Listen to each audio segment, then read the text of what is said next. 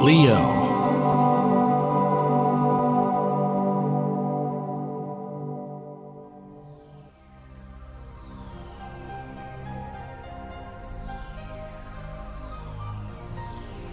Hello Leo, this is your forecast for May 2015, and so I know you've come through the total solar eclipse and the lunar eclipse, which was actually a blood moon there on April 4th.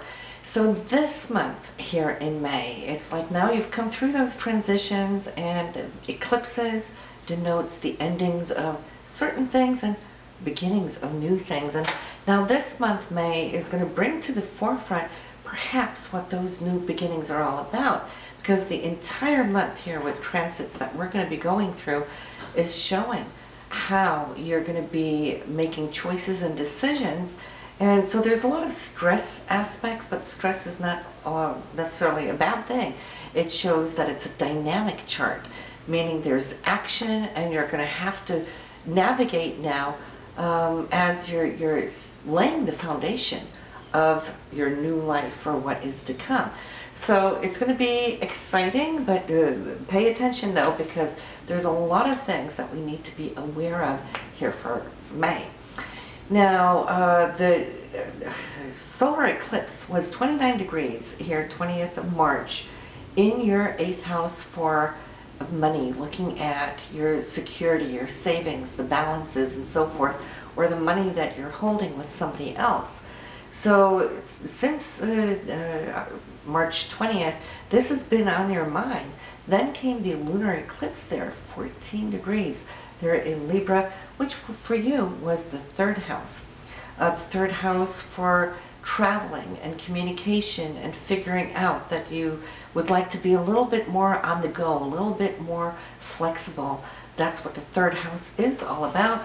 And then finding your balance in it. So let's see what those eclipses now are doing as we're looking to the new moon this month and the full moon. We have the full moon here in Scorpio, 13 degrees in Scorpio, which for you will fall into your 4th house of home, family, tradition, foundation, where you live, how you live. And I feel that that one eclipse was asking you where you want to be, right? So some of you might be looking at this now, at the full moon of May 3rd, exactly where it is you want to be, that you're spot on the map, so to speak. And if you're happy with where you're at, well, then that's going to be illuminated as well. And you're going to figure out how to deepen the sense, this inner feeling of needed security. Then we have the new moon, which is the time of the month where we put down our intentions, when we write ourselves that abundance check. And if you don't know how to fill that out to yourself, then there is a video on my channel. You can listen up on it.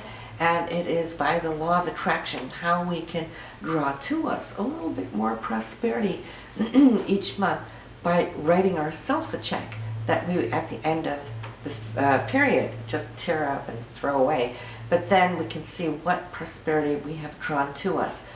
That new moon for you here comes on May 17th, so circle that in on your calendar. And the new moon this month here for you is going to be the 10th house for career. So you Leos, you might come to see that this is going to be an important month for you as to where you work, how you work, where you want to work, as it is accompanied here with both the Sun and Mars. Now, for some of you, you already had an should I say an update or an upgrade in April when Mercury and Venus went through this area. So a lot of that was already on March, but here in May, I feel now it's more pinpointed where you're going to make decisions, and you will hear as we go along and interpret these transits on the certain dates of the calendar. But this is where it's at. Mars is there. Mars is your goal, your determination, your fire, your desire. 22 degrees as we start off the month. 22 degrees in Taurus. And Taurus likes security. So you're trying to lock something in, which you have been doing there in April, looking for that direction. Mars will be changing signs here on May 13th. It's going to move out of your career area. So do what you need to do by then. Also, that is before Mercury is going to turn retrograde. So whatever you do on the first 13 days of May will behoove you. You won't have the same opportunity like you have now for another 2 years, okay? So this is it.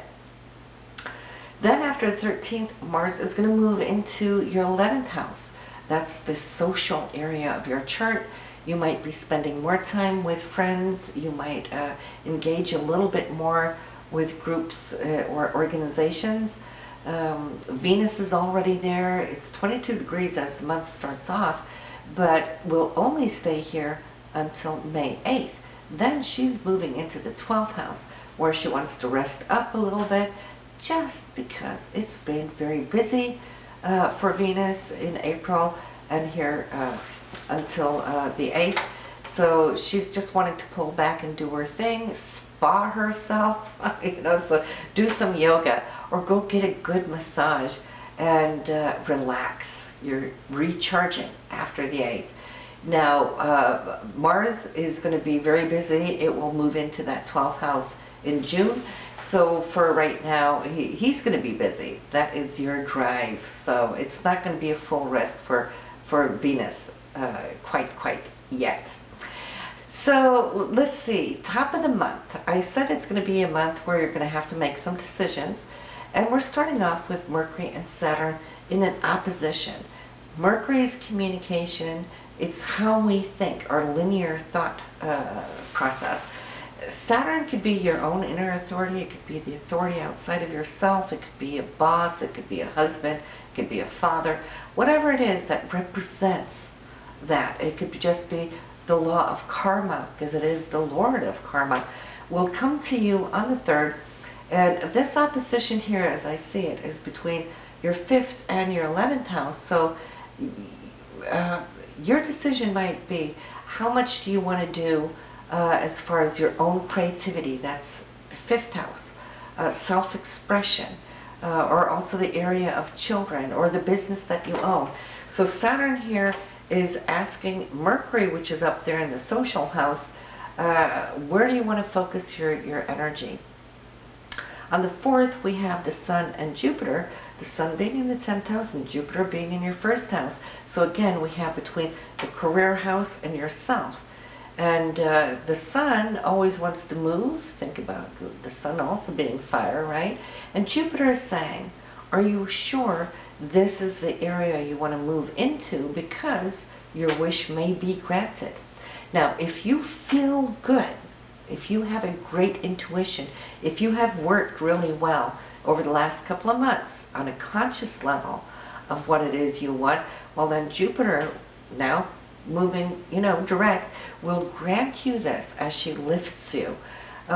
If you're still feeling a little unsettled and not quite sure, well, do not act yet, because there's still more on our list. In fact, the entire month is going to be asking you questions. On the 6th, though, there is a sense of a breakthrough. Intuitively, we have the Sun and Pluto being trine. And Pluto is transformation. So what is it trying to transform? The Sun being you, right? Well, the eclipses. So you let something go. Here comes new opportunities. Jupiter's asking, do you really want this?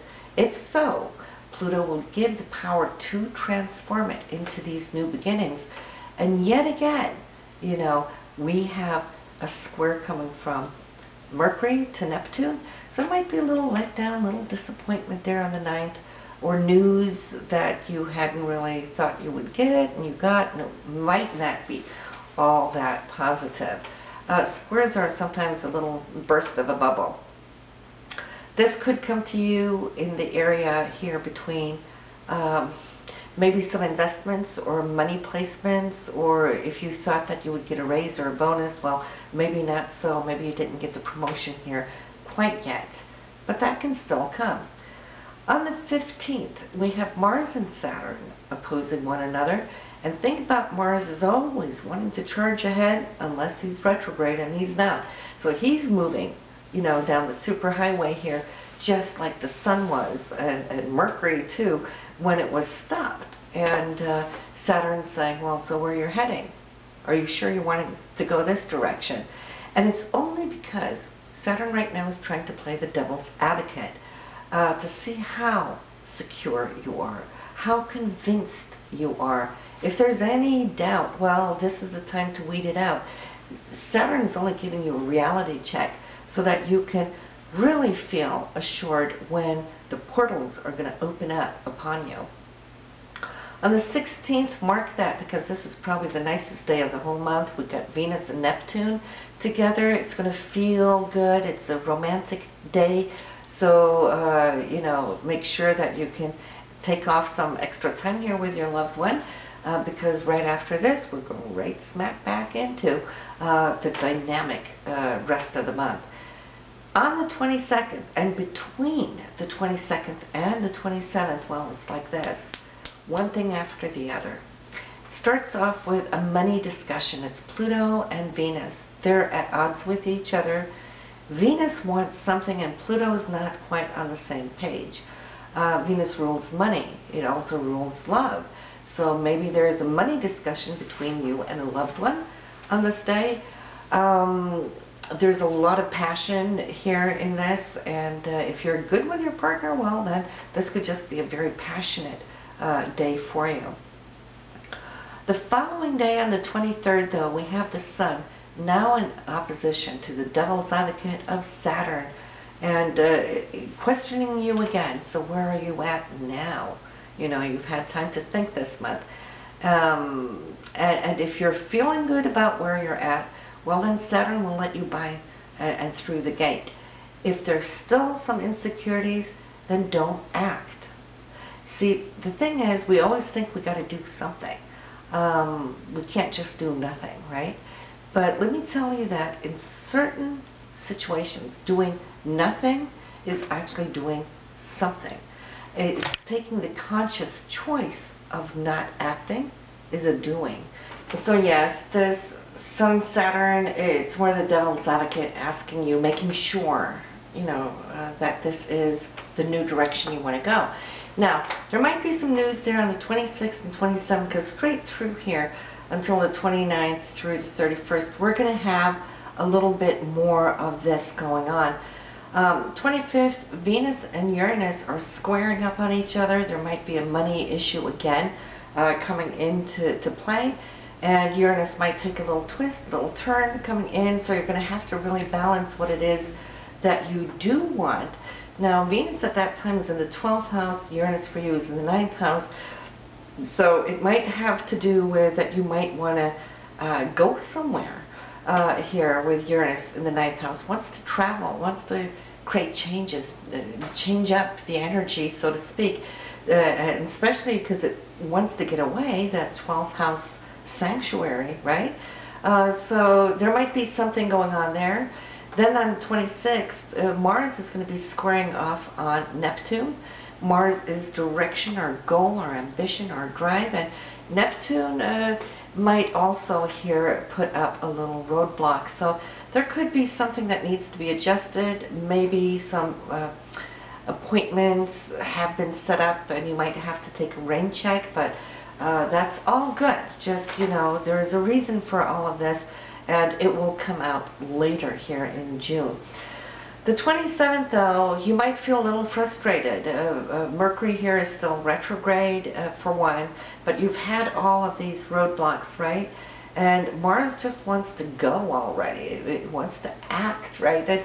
It feels like things have been so touch and go that you might feel that some of that frustration might come out. You want to vent it because Mercury is communication, or it could be somebody around you that might be a little feisty, right?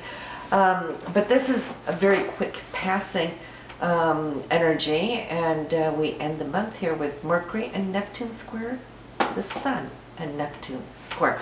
Once again, Neptune is our hopes and dreams. It's the ideal thing that we're hoping for, and here we're being stopped again with roadblocks. So I'm feeling that maybe if you were thinking of going somewhere end of May, well, maybe there is something changing up. Maybe not due to what's going on with you in your life. It could be the surroundings where you're heading to. There might be something there that is blocking it. And so there's, you know, if we can't do anything about it, surrender for now. But in this, I have to say that you're so resourceful, Leo. You always know your ways around things anyway. So make the best out of it, and then be excited for now what is coming in June. After we've met all of these squares and oppositions, well, they're moving into more harmonious aspects here next month. So we'll see what those will have to give you, right? So listen, it's always good speaking with you, and especially hello to all of you that I have been talking to this month here in private readings. I hope you're doing really well. So subscribe now so you will have June video forecast for you, and I'll see you next month. Bye now.